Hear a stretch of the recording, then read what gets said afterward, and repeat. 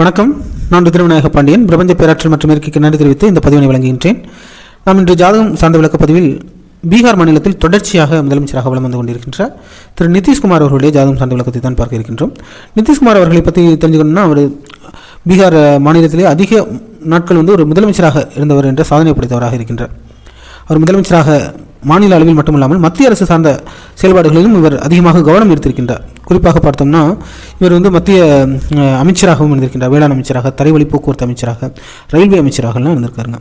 இவர் பிஜேபியோட கூட்டணி வச்சிருந்தாலும் கூட இவர் பதவிக்காக எந்த கூட்டணிக்கும் செல்ல தயங்காதவர் அப்படிங்கிற ஒரு பேரும் இவருக்கு இருக்குது. இவருக்கு என்னென்ன அம்சங்கள்லாம் பொருந்தி போகுது இவரோட ஜாதகத்தில் அப்படின்னு பார்க்கலாங்க. இவர் மார்ச் மாதம் 1ஆம் தேதி 1951 பீகார் மாநிலத்தில் பிறந்தவர். இவருக்கு நவம்சம் எதை சுட்டி காட்டுதுன்னா, நவம்சத்தில் லக்னத்திலே சனியும் சூரியனும் இருக்குது. பொதுவாக அரசியல் அமைப்புகளில் சிறந்து விளங்கும்னால சூரியன், சனி, சந்திரன் இந்த கிரகங்கள் நல்லா வலுவாக இருக்கணும். பொதுவாக 11ஆம் இடத்துல சந்திரன் இருக்கட்டும், 11ஆம் அதிபதி லக்னத்தில் வரதாக இருக்கட்டும். அதே போல் 10, 11 நல்லா இருக்கணும் கண்டிப்பாக அரசியலில். 4ஆம் இடமும் சிறப்பாக இருக்கணும். 4, 5, 10, 11 இது மிக மிக அவசியமான ஒன்று. அதன் அடிப்படையில் அது மத்திய அமைச்சரால் சிறந்து விளங்கணும்னா 12ஆம் இடம் நல்லா இருக்கணும். அதன் அடிப்படையில் 11, 12ஆம் அதிபதி சனி மற்றும் சூரியன் வலுப்பெற்றிருக்கணும்னு சொல்லியிருந்தேன். 4 மற்றும் 7ஆம் அதிபதி 10ஆம் இடம், 10ஆம் அதிபதியும் சிறப்பாக இருக்கக்கூடிய அந்த யோகமான அமைப்பை பெற்றிருக்கிறார். 11ஆம் இடம் சார்ந்து சந்திரன் வருவது சிறப்பு. இப்படிப்பட்ட யோகமான ஒரு கிரக அமைப்பை நவம்சம் பெற்றிருக்கின்றார். சுக்கிரன் ஆட்சியாகவே இருக்குங்க. அதன் அடிப்படையில் இவர் அதிகமாக இது மாதிரி கூட்டணி தாவுறது காரணம் இந்த 3ஆம் இடம் தான். அந்த கூட்டணி தாவல், அந்த கொள்கை பிடிப்புகள்லாம் 3ஆம் இடம் தான் சுட்டி காட்டும். குரு ராகு சேர்ந்து 3ஆம் இடத்துல வருது. இது மாதிரி அதிகமாக கூட்டணி தாவுறதுல பேர் போனவர் தான் இருக்கார். இருந்தாலும் கூட பதவியை அனுபவிக்கிறார். இருக்கிறது காரணம் இவருடைய 4ஆம் அதிபதி மற்றும் 7ஆம் அதிபதியான புதன் 10ஆம் இடமும் 10ஆம் அதிபதி வலுவாக இருக்கார். 11, 12ஆம் அதிபதிகள் லக்னத்தில் வருது. சிறப்பான யோக பலன்களை நவம்சம் சுட்டி காட்டுது. ஒரு குறிப்பிடத்தக்க அம்சங்கள் பொருந்தியதாகவே இருக்குது. ராசி கட்டம் எப்படி இருக்குது அப்படிங்கிறத தெரிஞ்சுக்கலாங்க. ராசி கட்டத்தின் அடிப்படையிலையும் பார்க்கலாம். நவம்சத்திலே இவருடைய கட்சி தோற்றுவித்த கட்சி ஐக்கிய ஜனதா தளம். ஆனால் இவருக்கு பிறகு அந்த கட்சியோட நிலைமை என்ன அப்படிங்கிறது சில கேள்விக்குறிகள்லாம் இருக்க தான் செய்யுதுங்க. 2ஆம் அதிபதி, ஏன்னா நம்ம பல்வேறு ஜாதகம் தலைவர்களுடைய ஜாதகம் விளங்கியிருக்கோம். அவங்களுக்கு 2ஆம் இடம்ங்கிறது எப்படி அந்த கட்டமைப்பை எப்படி வலுப்படுத்துகிறாங்க அப்படிங்கிறது முக்கியம். பெரிய பெரிய தலைவர்களாக இருக்கட்டும், அவர்களுடைய வாரிசுகள், இப்போ ராகுல் காந்தியாக இருக்கட்டும், பிரியங்கா காந்தி, அவங்களோட வாரிசுகளோட 2ஆம் இடம் எவ்வளோ முக்கியத்துவம் வாய்ந்ததாக இருக்கும். 2ஆம் அதிபதி மறையக்கூடிய அமைப்பு இருக்குது. ராசி கட்டத்திலும் எப்படிப்பட்ட தன்மைகள் பொருந்தியதாக இருக்குன்னு தெரிஞ்சுக்கலாங்க. ராசி கட்டத்தின் அடிப்படையிலும் மிதுன லக்னம் விருச்சிக ராசியில் பிறந்திருக்கின்றார். 3 கேது, 4 சனி இருக்கக்கூடிய அமைப்பு இருக்குது. இவருக்கு 3 மற்றும் 9 இந்த ராகு கேது தொடர்புகள் இருக்கிறது தெரியுது. இன்னொன்று பாருங்கள், 5, 6 சந்திரன் நீச்சமாக இருக்கார். மற்றும் 9 ராகு, சூரியன், குரு, புதன் இது மாதிரி கிரக சேர்க்கை. இந்த ராகு குரு சார்ந்த கிரக சேர்க்கையும் இருக்குங்க. அது ஒரு வகையான வர்க்கோத்தமம், 3, 9 சார்ந்த வர்க்கோத்தமம் இருக்க மாதிரி இருக்குது. அதே போல் 10 சுக்கிரன் செவ்வாய். இந்த 10 சுக்கிரன் செவ்வாய் தான் இவருக்கு இந்த மாதிரி அரசியல் புகழ், அரசியல் யோகத்தை தொடர்ச்சியாக கொடுத்துக்கிட்டு இருக்கு. லக்னம் சிறப்பாக இருக்கும். 12 மாந்தி மறையக்கூடிய யோகமான அமைப்பை பெற்றிருக்கின்றார். இதில் இவருக்கு சிறப்பு என்னென்னா, சனி வக்கரமாக இருக்கார். புஷ்கர நவம்ச நட்சத்திர சாரம் பிறந்திருக்காரு. சனி மட்டும் இல்லாமல் லக்னம், சனி, அதே போல் சூரியன், குரு, ராகு இது மாதிரி 5 கிரகங்கள் இது புஷ்கர நவம்ச நட்சத்திர சாரம் பெற்று சிறப்பான யோக பலன்களை அனுபவிக்கக்கூடியவராக இருக்கின்றார். பிறப்பு புதன் திசை 10 வருடம் 8 மாதம் இருப்பில் பிறந்திருக்கின்றார். இதன் அடிப்படையில் பார்க்குறப்ப நவம்சத்தில் இவருக்கு செவ்வாய் இடத்துல கேதுவும் 9ஆம் அதிபதி, 9ஆம் இடத்துல கேது, 9ஆம் அதிபதி செவ்வாயாக இருக்குது. அவருடைய தந்தை ஒரு ஆயுர்வேதிக் மருத்துவராக இருப்பதற்கு காரணமாகவும், இவருடைய 7ஆம் அதிபதி பார்த்திங்கன்னா இவருக்கு குரு ராகுவோடெல்லாம் சேர்ந்திருக்கு. மனைவி சார்ந்த இழப்புகளை சந்திச்சிருக்கின்றார். குறிப்பாக அந்த மத்திய அமைச்சரவையில் அதிகமாக இருந்தது காரணமே இவருக்கு லக்னாதிபதி 9ஆம் இடம், 9ஆம் அதிபதியும் பார்த்தீங்கன்னா அவருக்கு சிறப்பாக இருக்கக்கூடிய அமைப்பு. 9ஆம் இடம் நல்லா இருக்குது. மத்திய அமைச்சரவையும் 9, 11, 12 இந்த இடங்கள் நல்லா இருக்குது. மத்திய அமைச்சரவையும் எஸ்பெஷலி அவருடைய நவம்சத்தில் 11, 12 அதிபதிகள் லக்னத்தில் வருது. மத்திய அரசு சார்ந்த செயல்பாடுகளை குறிக்கிறது. குறிப்பாக அவர் என்னென்ன டிபார்ட்மெண்ட்டில் இருக்காருன்னா, அக்ரிகல்ச்சர் டிபார்ட்மெண்ட்டில் 2ஆம் அதிபதி 6 நிச்சயமாக மறைகிறது.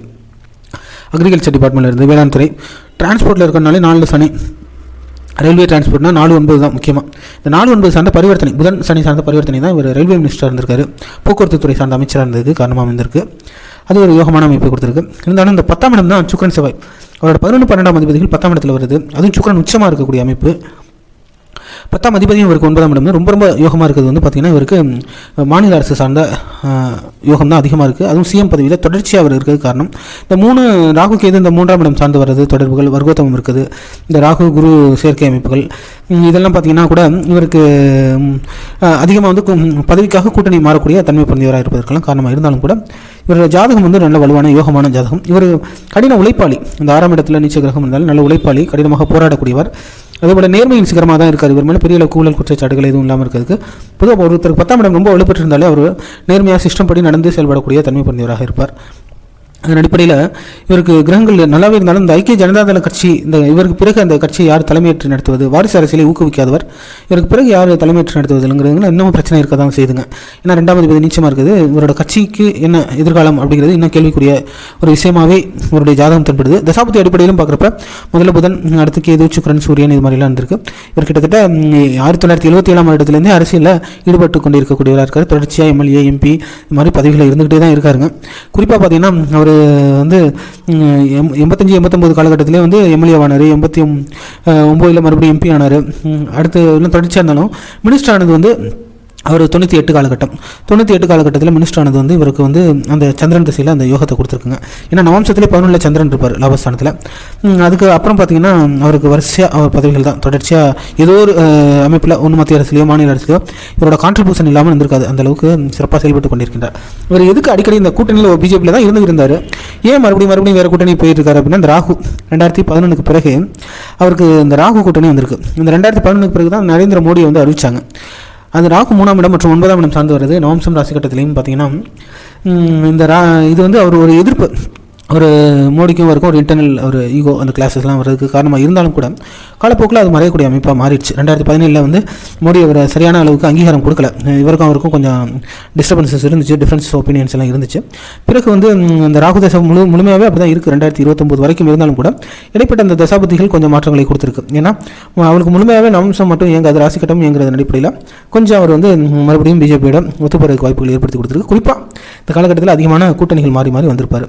இப்போ நடக்கிறது கரண்ட்டாக நடக்கிறது ராகு திசையில் அவருக்கு நடந்துகிட்டு இருக்கிறது சுக்கிரன் பற்றி நடந்துகிட்டு இருக்குங்க. ராகு சுக்கிரன் நவம்சத்துலேயும் சுக்கிரன் 8ல் ஆட்சியாகவே இருக்கார். ராசி கட்டத்திலையும் பார்க்குறப்ப அவருக்கு சுக்கிரன் சொல்ல வேணால் அவருக்கு 10ஆம் இடத்துல உச்சமாக இருக்கார். அதன் அடிப்படையில் இந்த 2026 5ஆம் மாதம் வரைக்கும் நல்லாயிருக்கும். அடுத்து சூரியனும் நல்லாயிருக்கும். 2029 வரைக்கும் இவருக்கு நல்லாவே இருக்குங்க. இருந்தாலும் கூட கொஞ்சம் இந்த ராகு ஒரு நல்ல பலன்களை கொடுக்கக்கூடியவர் தான். மற்றபடி அடுத்து வரக்கூடிய ராகு முடிஞ்சு அடுத்து வரக்கூடிய குருதிசையும் அவருக்கு நல்ல பலன்களை வழங்கக்கூடிய ஒரு கால சூழல் தான். இருந்தாலும் இவருக்கு பிறகு வயது அடிப்படையிலும் பார்க்கணும், இவருக்கு பிறகு யார் அப்படிங்கிற கேள்விகளும் இருக்கும். அதையெல்லாம் சார்ந்து பார்க்குறப்ப இவருக்கு கொஞ்சம் இவரோட கட்சியை வழிநடத்துறது இந்த பிரச்சனைகள்லாம் ஏற்படுவதற்கு வாய்ப்புகள் உண்டு. குறிப்பாக கட்சி சார்ந்தே ஒரு பிணக்குகள் அண்டர்ஸ்டாண்டிங்கில் பிரச்சனைகள்லாம் வர்றதுக்கு வாய்ப்புகள் மிக மிக அதிகமாக இருக்குது. ஆரோக்கியத்திலையும் கொஞ்சம் கவனமாக இருக்கணும் அப்படிங்கிறது தான் சுட்டி காட்டுதுங்க. மற்றபடி நல்ல யோகமான ஜாதக அமைப்பை பெற்றிருக்கின்றார். தொடர்ச்சியாக முதலமைச்சராக இருந்து பெரிய அளவுக்கு சாதனை புரிந்திருக்கின்றார். இவர் மென்மேலும் பல்வேறு சாதனைகளை புரிய இறைவன் நல்ல ஆசீர்வாதம் புரியட்டும். இதுதான் இவருடைய ஜாதகம் தொடர்பாக நான் கொடுக்கக்கூடிய விளக்கம். மீண்டும் இதுபோன்ற ஜாதகம் தொடர்பான விளக்க பதிவில் உங்களை விரைவில் சந்திக்கின்றேன். புவியுள்ள காலமெல்லாம் புகழோடு வாழ்ந்திடுவீர். வையகம் செழிக்க வாழ்க வளமுடன்.